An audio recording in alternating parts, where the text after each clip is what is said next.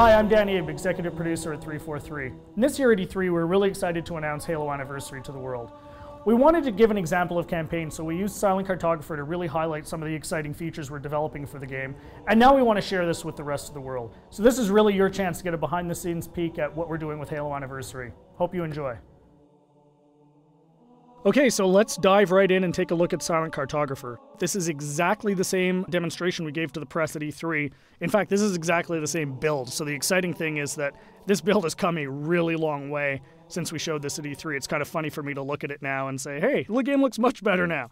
So the first thing you're going to see immediately on the fly-in is the graphical upgrade. I mean, the game looks fantastic. We spent a lot of time really lovingly bringing this into the current generation and, working very hard to make sure that this looks like a current generation title, something everyone can look at and just say, wow, this game looks fantastic. But the big test is really, how does it feel? So let's take a look. So we're going to charge the beach here. First thing you're going to get a taste of when you pick up this game and start playing is that this plays exactly like the original.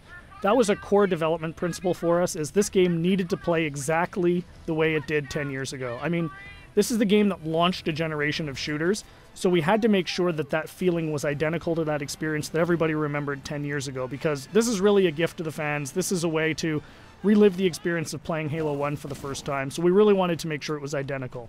And the way we did that was actually a fun technical trick. We're actually running portions of two engines at the same time. So the underlying code, the code controlling how the game feels, how the AI reacts, all of that stuff, is a lot of it's the original Halo 1 code, and that was really the best way for us to ensure that the game played exactly the same as it did 10 years ago. But on top of that, we've layered a new graphics engine that allows us to, make the game look fantastic and look like a current generation title. So it's really a great mix of the two. So at the end of the day, your Halo fan gets a game that plays exactly like they remember, but looks like a current generation title.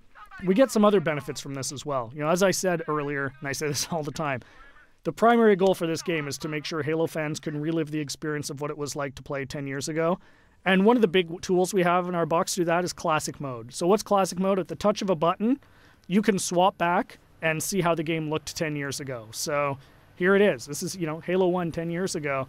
And it's really a magical feature for Halo fans, because this just lets you go back in time and see exactly how this game looked 10 years ago. But the fun part is you can come back at any time. So Classic Mode gives you the ability to go back and forth whenever you want at the campaign. So one of the things that's fun to do is get out to a spot like this that, just looks beautiful. You've got the water, the sun reflecting over it, the Halo ring in the background, and say, hey, what did this look like 10 years ago? Touch a button, and there it is, right? I mean, it's really, really, really a lot of fun to go back and forth between the two modes. And this is something I personally get the most excited about. And I think, the fans are really going to love it too. This was definitely a big win at E3.